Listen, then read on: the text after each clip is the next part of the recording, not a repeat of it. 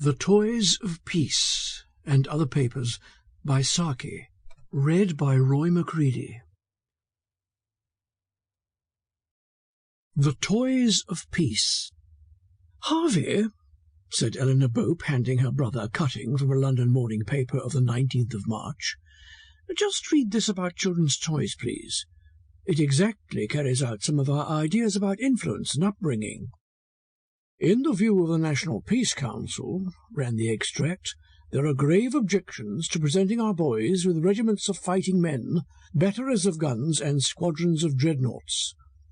Boys, the Council admits, naturally love fighting and all the panoply of war, but that is no reason for encouraging and perhaps giving permanent form to their primitive instincts. At the Children's Welfare Exhibition, which opens at Olympia in 3 weeks' time, the Peace Council will make an alternative suggestion to parents in the shape of an exhibition of peace toys. In front of a specially painted representation of the Peace Palace at The Hague will be grouped not miniature soldiers but miniature civilians, not guns but ploughs and the tools of industry. It is hoped that the manufacturers may take a hint from the exhibit, which will bear fruit in the toy shops."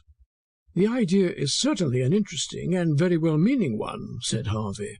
"Whether it would succeed well in practice—" "We must try," interrupted his sister.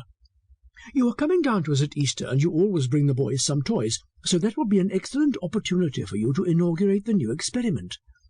Go about in the shops and buy any little toys and models that have special bearing on civilian life in its more peaceful aspects. Of course, you must explain the toys to the children and interest them in the new idea.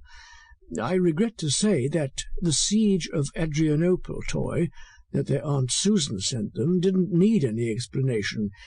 They knew all the uniforms and flags and even the names of the respective commanders. And when I heard them one day using what seemed to be the most objectionable language, they said it was Bulgarian words of command. Of course, it may have been, but at any rate I took the toy away from them.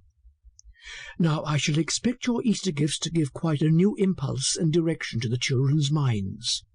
Eric is not 11 yet, and Bertie is only 9.5, so they are really at a most impressionable age."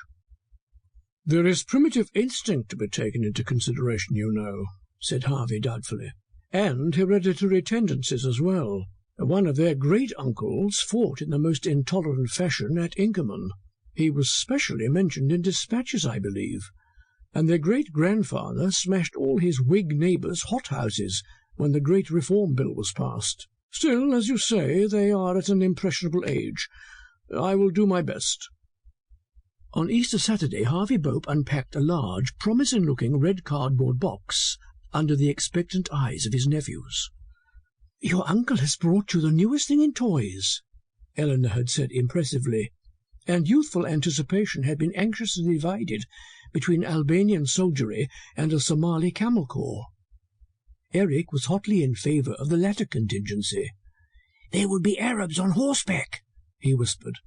"The Albanians have got jolly uniforms, and they fight all day long and all night too, when there's a moon, but the country's rocky, so they've got no cavalry."